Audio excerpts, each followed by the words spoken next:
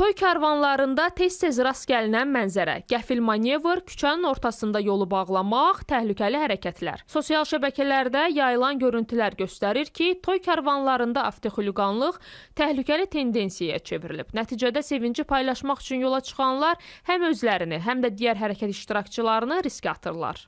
Toy xalqımızın ən əziz, ən gözəl, valideynlərin illərlə gözlədiyi bir həsrətdir. Həmin həsrətə gətirib necə deyərlər, onların istiyaçına soyuq su qatmaq kimi bir şeydir. Əlbəttə, çox pis baxıram, həddindən artıq pis baxıram.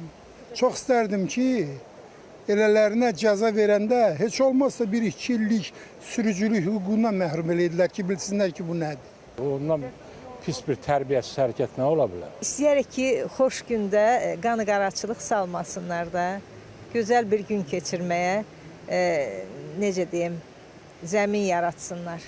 Avtomobil yolları əyləncə məkanı deyil. Sükan arxasında qardaşımın toyudur bəhanəsi ilə edilən hər qanunsuzluq əslində kiminləsə sonuncu yolu paylaşmaq riski daşıyır. Yeni ailə quran gənclərin sevincinə şərik olmaq niyyəti ilə toy karvanlarına qoşulan sürücülər digər hərəkət iştirakçılarına münasibətdə heç bir üstünlüyə malik olmadıqlarını unutmamalı, əksinə bir neçə nəqliyyat vasitəsinin ahəngdar hərəkəti zamanı şəraitin daha da mürəkkəbləşdiyini nəzərə almalı, məsuliyyətsiz davranmaqla xoşagəlməz nəticələrə rəvac verməməlidirlər. Nəzərə almaq lazımdır ki, toy karvanlarında nəqliyyat vasitələrinin sayının az olması, iştirakçıların bir hərəkət zolağı üzrə hərəkət etməsi, ara məsafəsini normal saxlaması, optimal sürət seçilməsi, sərxoş sürücülərin dərhal hərəkətdən kənarlaşdırılması tədbirin təhlükəsiz başlatması üçün başlıca şərtdir. Təhlükəli manevrlərlə yol hərəkətini, ictimai əsayişi pozan sürücülər barəsində qanunvericiliyə uyğun inzibati tədbirlər görülür.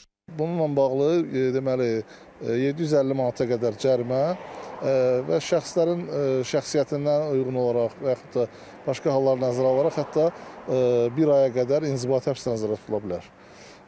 İl ərzində əgər eyni əməllər həmin şəxslər tərəfindən təkrar törədilərsə, onda bunun cəzası daha da sərtləşir. Burada artıq cərimə cəzasının da miqdarı artır və həbsin də miqdarı 2 aya qədər uzadıla bilər. Toy karvanlarında avtoxuliqanlıq zamanı sürət həddinin aşılmasına da tez-tez rast gəlinir. Əgər avtomobil şəhər daxilində müəyyən edilən sürət həddini aşırsa, bunun cəriməsi 2000-4000 manat arasıdır. Eyni zamanda 2 aya qədər də həbs cəzası nəzərdə tutula bilər.